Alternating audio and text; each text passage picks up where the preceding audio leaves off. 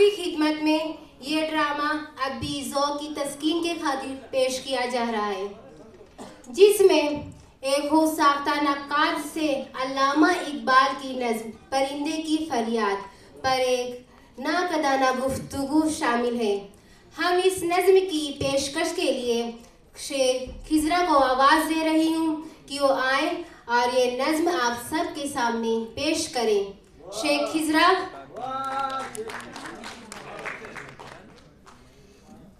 आदाब। पेशे खिदमत है परिंदे की फरियाद नज़्म। आता है याद मुझको गुजरा हुआ ज़माना, आता है याद मुझको गुजरा हुआ ज़माना, वो बाग की बहारें वो सब का चहचहाना। आज़ादिया कहाँ वो अब अपने घोंसले की, आज़ादिया कहाँ वो अब अपने घोंसले की, अपनी खुशी से आना अपनी खुशी से जाना। लगती है चोट दिल पर आता है याद जिस दम, लगती है चोट दिल पर आता है याद जिस दम, शबनम के आंसुओं पर कलियों का मुस्कुराना। वो प्यारी प्यारी सूरत वो कामनी सी मूरत, वो प्यारी प्यारी सूरत वो कामनी सी मूरत, आबाद जिसके दम से था मेरा आशियाना। आती नहीं सदाएं उसकी मेरे कफस में, आती नहीं सदाएं उसकी मेरे कफस में, होती मेरी रिहाई ए काश मेरे बस में। क्या बदनसीब हूँ मैं घर को तरस रहा हूँ, क्या बदनसीब हूँ मैं घर को तरस रहा हूँ, साथी तो है वतन में मैं कैद में पड़ा हूँ। आई बहार कलियां फूलों की हंस रही हैं, आई बहार कलियां फूलों की हंस रही हैं, मैं इस अंधेरे घर में किस्मत को रो रहा हूँ। इस कैद का इलाही दुखड़ा किसे सुनाऊं, इस कैद का इलाही दुखड़ा किसे सुनाऊं, डर है यहीं कफस में मैं गम से मर न जाऊं। जब से चमन छुटा है ये हाल हो गया है, जब से चमन छुटा है ये हाल हो गया है, दिल गम को खा रहा है गम दिल को खा रहा है। गाना इसे समझकर खुश होना सुनने वाले, गाना इसे समझकर खुश होना सुनने वाले, दुखे हुए दिलों की फरियाद ये सदा है। आज़ाद मुझको कर दे ओ कैद करने वाले, आज़ाद मुझको कर दे ओ कैद करने वाले, मैं बेजुबां हूँ कैदी तू छोड़ कर दुआ ले, मैं बेजुबां हूँ कैदी तू छोड़ कर दुआ ले। शुक्रिया। बहुत बहुत शुक्रिया शेख खिजरा। अब मैं डॉक्टर नाकिस साहिबा को आवाज़ देती हूँ कि वो आए और अपनी नशिश संभालें। अस्सलाम वालेकुम। आज मेरी मेहमान एक पढ़ी लिखी सलीकामंद और अदबशनास खातून है। आप नज़्म व नस्र की तफ़हीम में नादिर निकात और तनकीदी इजादात के लिए मशहूर हैं। आज इनसे अल्लामा इकबाल की नज़्म परिंदे की फरियाद पर एक सेहतमंद मुबाहिसे की उम्मीद है। आपका इस्तकबाल है। जी शुक्रिया। बांगे दरा में शामिल नज़्म परिंदे की फरियाद जो अल्लामा इकबाल ने बच्चों के लिए लिखी थी, आज ज़ेर बहस रहेगी। हम आपसे इस नज़्म की तफ़हीम के लिए पुरजोश हैं। आप एक बात कितनी बार कहती है? जी मैं समझी नहीं। परिंदे की फरियाद ज़ेर बहस है, परिंदे की फरियाद पर एक सेहतमंद बहस। इन सब जुमलों की जरूरत नहीं थी, बराह रास्त मकसद पर आती। ओ मोहतरमा, तारुफ के तौर पे ये बातें बताना मेरा फर्ज था। तारुफ? आप जानती हैं कि एक बड़े अदीब का तारुफ किस तरह किया जाता है? मैं डॉक्टर हूँ, पीएचडी कर चुकी हूँ, मैं 5 किताबें शार हो चुकी हैं मेरी, मुझ पर मज़ामीन लिखे जाते हैं और साथ ही साथ मैं कई एकेडमिक कमेटियों में बाइज्जत मेंबर की हैसियत से भी शामिल हूँ। ओह जी, माज़रत ख़्वाह हूँ। कतई नज़र इस बात के हम हाजरीन व सामीन, आज हमारे सामने बहुत बड़ी अदबी शख्सियत तशरीफ रखती है। आप इस नज़्म पर अपने तनकीदी निकात से हमें मुस्तफीद फरमाएं। ये नज़्म बहरे मुज़ारे सालिम की मफ़ऊलु फ़ाइलातुन में है। बहुत बड़ी बात बता दी आपने। नज़्म बच्चों के लिए लिखी गई है, लिहाजा इसे बड़ों की तरह समझने की कोशिश जी करते जी हैं। बिल्कुल, जैसा आप मुनासिब समझें। अल्लामा ने इस नज़्म में मद को 11 बार इस्तेमाल किया। ओ, पर क्या मतलब? आता, आज़ादिया, आना, आता, आंसू, आबाद, आशियाना, आती, आई, इलाही, आज़ादिया वगैरह। नहीं, वो तो ठीक है, मगर आप इस मद के इस्तेमाल के ताल्लुक से क्या कहना चाहती हैं? सब्र का दामन थामे रहिए। इनमें आप देख रही हैं, अल्लामा ने 5 बार फेल आना की मुख्तलिफ सूरतें इस्तेमाल की हैं। जी, तो आज़ाद को पहली बार जमा और फिर वाहिद के सीगे में इस्तेमाल किया। जी मोहतरमा, फिर अब इसे समझती क्या है और क्या समझाना चाह रही हैं?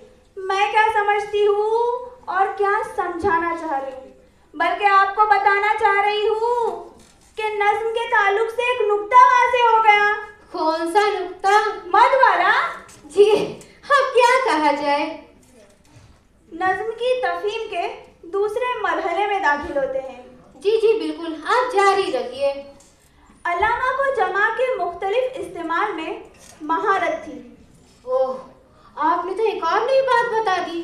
जी हाँ, देखिए ना, इस नज़्म में तीसरे शेर के दूसरे मिसरे में अल्लामा ने कलियो इस्तेमाल किया है और 7वें शेर के पहले मिसरे में कलिया नजर आ रहा है। ओ मोहतरमा, इस तरह की जमा उर्दू में आम बात है और ये जुमलों की मुनासिबत से इस्तेमाल होती है। लेकिन आपने मेरा मुशाहिदा नहीं देखा। मैं कह रही हूँ कि तीसरे शेर के दूसरे मिसरे में अल्लामा ने सिर्फ कलियों का मुस्कुराना बयान किया है, यहाँ फूलों का जिक्र नहीं है। और 7वें शेर के पहले मिसरे में बात ज्यादा वाज़ेह है कि यहाँ फूलों से कलियां मुंसलिक होकर हंसने के अमल में मसरूफ हैं। ओह, बड़ा अहम नुक्ता बयान किया आपने। इन दोनों अशआर में कुछ मुश्तरिक है। कुछ मुश्तरिक है? वो क्या? चोट, आंसू, मुस्कुराना, हंसना और रोना जैसे अल्फाज इन दोनों अशआर को बाहम मरबूत करते हैं। वो कैसे? मैं बात कर रही हूँ तजादात की। चोट लगना और मुस्कुराना एक दूसरे की मुतजाद कैफियत हैं। इनके दरमियान आंसू हवा शबनम के हों की मौजूदगी भी फजा में इस्मेलाल पैदा करने के लिए काफी है।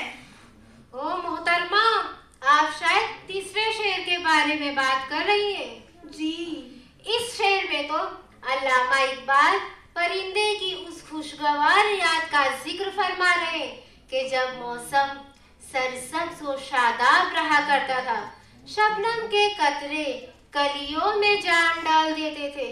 मौसम बहार फजा को हयात बख्श बना देता था।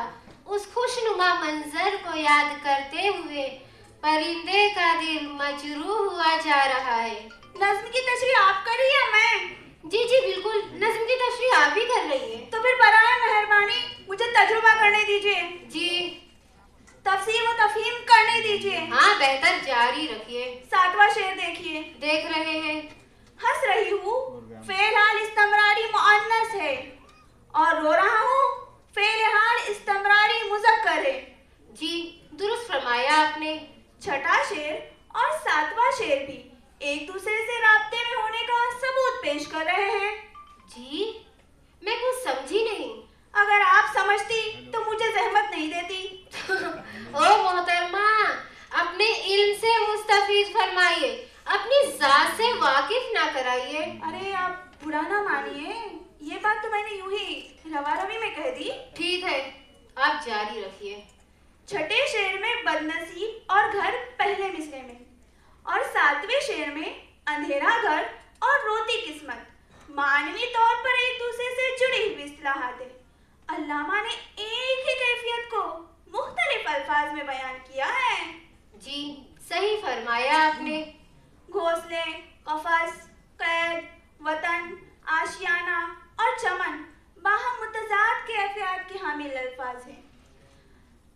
इस कफस और कैद को मुतालिक नहीं कर सकते, जैसा कि अल्लामा ने दूसरे शेर में बताया है कि घोंसले में आज़ादियाँ होती है, खुशी से आना और खुशी से जाना होता है। जी बहुत खूब, अच्छा तबसरा है। कफस और कैद में आज़ादियाँ नहीं होती, बल्कि परिंदे को अपनी जान का डर होता है कि वो इस कफस में गम से कहीं मर न जाए। जी बिल्कुल, डर है यही कफस में, मैं गम से मर न जाऊं। इस नज़्म में अल्लामा ने दिल 3 बार इस्तेमाल किया और तीनों बार दिल की कैफियत यकसा रही। जी इसमें लफ्ज दिल की बात कर रही हूँ, आप ये ना समझ लीजिएगा कि अल्लामा ने कहीं से 3 दिल उधार लिए हैं। तो मैं वजाहत आपकी कर देती हूँ। जी बिल्कुल। कि इसमें 3 बार दिल इस्तेमाल करने के बावजूद कैफियत यकसा कैसी रही। पहले दिल पर चोट लगती है, फिर दिल गम को खा रहा है और गम दिल को खा रहा है। लेकिन वो कैसे?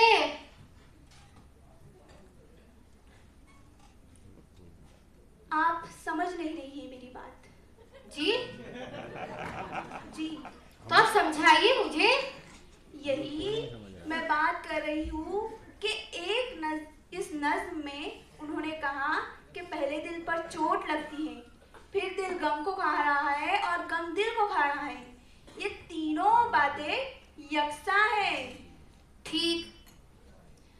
इसके आगे इस नज़्म में बयान किया गया है कि जब ओ मोहतरमा, आप जब के या क्या लगा के रखिए, मौजू पे आइए। आप भी जरा संभल कर बैठिए। मैं संभल के बैठी हूँ, आप देखिए जरा। हाँ, लेकिन जरा खामोशी से बैठिए। हम भी नज़्म की तशरीह कर रहे हैं, हमें भी जरा गौर और खौस करना पड़ता है। मैं वही देख रही हूँ, आपकी तशरीह। हाँ, आप बस मेरा चेहरा देखिए। और क्या कर सकते हैं अभी हम यहाँ? फरियाद, दुखड़ा और दुआ में भी बुनियादी फर्क है। दुखड़ा सुनाया जाता है, फरियाद की जाती है, और यहाँ दुआ मांगने की बजाय अल्लामा ने दुआ लेने का फेल इस्तेमाल करके गोया कैद करने वाले को उखरवी सवाब की नवीद सुनाई। मोहतरमा, अभी तक की गुफ्तगू में अल्फाज की गिनती, वाहिद जमा और एक दूसरे से ताल्लुक और उनके जाहिरी रंगो रूपी ज़ेरे बहस आए हैं। तो क्या ये सब बातें तशरीह और तफसील में मुआविन नहीं होती? जी बिल्कुल होती है, मगर अगर ना कीजिए, आगे सुनिए। जी बस कीजिए, नहीं सुनना। इंटरव्यू यही खत्म करते हैं। आपकी तनकीदी फहम का अंदाजा हम सबको हो गया है। मोहतरमा, आपसे गुजारिश है कि आप तशरीफ रखिए। अभी मेरी बात मुकम्मल नहीं हुई है। इस नज़्म की तनकीद व तफसील मुकम्मल नहीं हुई है, और जब तक मेरी बात पूरी नहीं होती मैं यहाँ से कहीं नहीं जा रही। क्या मुसीबत है, फरमाइए आप। सदा और सदाएं इस नज़्म में खूब इस्तेमाल हुए हैं। यहाँ दूसरी जमा सदाओं से अल्लामा ने अपने आप को महफूज रखा। अगर जरूरत होती तो उससे भी इस्तेमाल करते। जरूर करते, मगर आपने गौर किया कि उन्होंने कलियों और कलिया जमा इस्तेमाल की।